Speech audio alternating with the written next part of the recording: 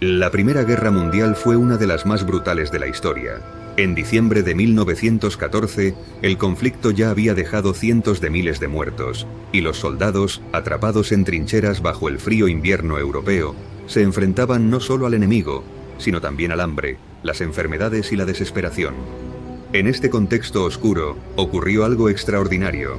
El 24 de diciembre de 1914, en varios sectores del frente occidental, soldados alemanes y británicos, enemigos acérrimos, decidieron detener la guerra por un día para celebrar la Navidad. Un acto espontáneo que se convirtió en una de las historias más humanas de la historia militar. Pero, ¿cómo ocurrió esto? ¿Qué llevó a estos hombres, rodeados de odio y muerte, a abandonar sus armas y compartir un momento de paz? Hoy te lo contamos. El inicio de la tregua. Luces en la oscuridad. La tregua de Navidad no fue un acto planificado. Nadie la ordenó. De hecho, si los altos mandos hubieran sabido lo que estaba a punto de ocurrir, probablemente habrían hecho todo lo posible para evitarlo.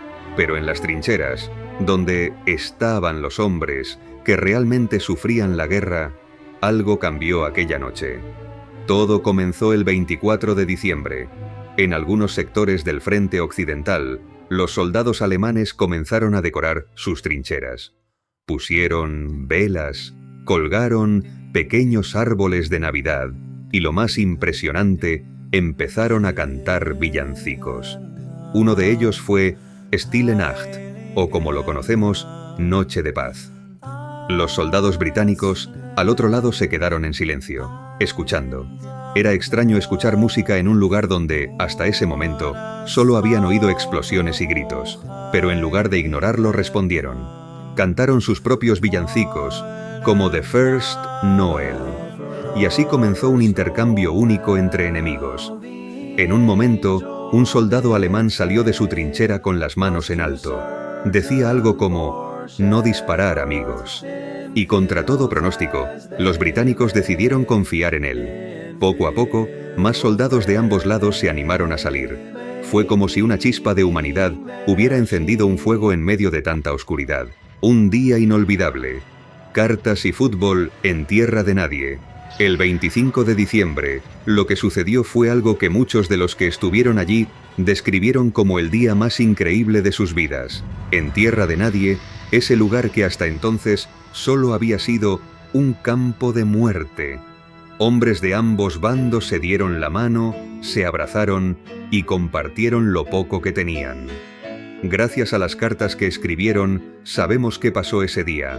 Por ejemplo, el cabo Albert Wyatt, del regimiento de Norfolk, describió cómo intercambiaron regalos improvisados, cigarrillos, chocolate, botones de sus uniformes y latas de comida. Él escribió, «Por unas horas no éramos enemigos, éramos hombres». Otro relato del sargento Frank Naden hablaba de cómo se reunieron para enterrar a los muertos que llevaban días entre las líneas. Juntos, británicos y alemanes cavaron tumbas, rezaron y ofrecieron un último adiós a sus compañeros caídos. Fue un momento solemne, pero también profundamente humano. Y luego está la famosa historia del partido de fútbol. Algunos relatos dicen que usaron una lata como balón, otros que había una pelota real. Lo que sabemos es que los alemanes ganaron 3-2, o al menos eso decían ellos con una gran sonrisa en la cara. Pero como uno de los británicos escribió en su carta, ese día todos ganamos. El final de la tregua, volver a la realidad. Por desgracia, este momento mágico no duró mucho.